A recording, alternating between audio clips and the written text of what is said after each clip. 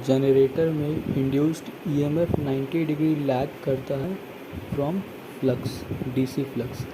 तो ऐसा क्यों होता है? क्योंकि देखो रोटर का जो नॉर्थ होता है, समझ लो रोटर मतलब रोटर तुम्हारा, रोटर के अंदर डीसी वाइंडिंग दे दिया, उससे फ्लक्स बन गया, ठीक है।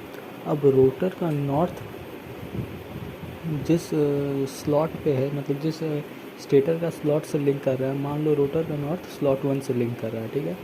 और रोटर का नॉर्थ स्लॉट 1 से लिंक कर रहा है, इसका मतलब रोटर का जो नॉर्थ है वो मैक्सिमम है। नॉर्थ पूरा स्लॉट 1 से लिंक कर रहा है, मतलब मैक्सिमम फ्लक्स स्लॉट 1 को मिल रहा है, ठीक है।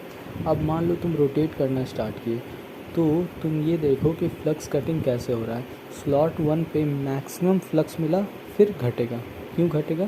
क्योंकि रोटर एंटी क्लॉकवाइज घूम रहा है। तो स्लॉट 1 पे मैक्सिमम फ्लक्स मिला, फिर घट रहा है, दैट इज़ कोसाइन का ग्राफ बन रहा है, ठीक है। अब जैसे ये एंटी क्लॉकवाइज जाएगा तो स्टेटर का कौन सा कंडक्टर इसको मिलेगा?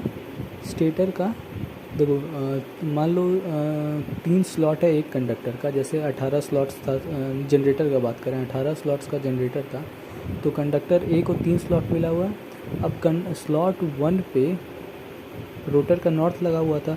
अब जैसे हमने रोटेट किया तो हमने स्लॉट्स पे कैसा वाइंडिंग कर रखा है? डिस्ट्रीब्यूटेड, मतलब यहाँ पे सबसे कम फिर ज़्यादा फिर ज़्यादा, सॉरी सबसे कम फिर ज़्यादा फिर कम, मतलब साइनोसॉइडल वेव पैटर्न में, ठीक है।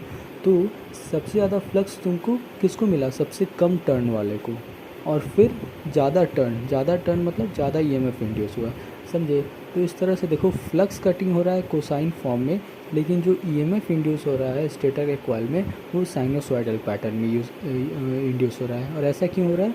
क्योंकि हमने डिस्ट्रीब्यूटेड वाइंडिंग कर रखा है तीनों स्लॉट पे।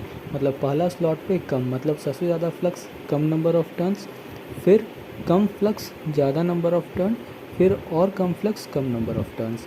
तो ये फ्लक्स कटिंग किस पैटर्न में हुआ? तो फ्लक्स कटिंग कोसाइन के फॉर्म में हुआ, जबकि ईएमएफ इंड्यूस जो कि स्टेटर कंडक्टर में हुआ वो तुम्हारा साइनोसॉइडल वेव शेप में हुआ, ठीक है।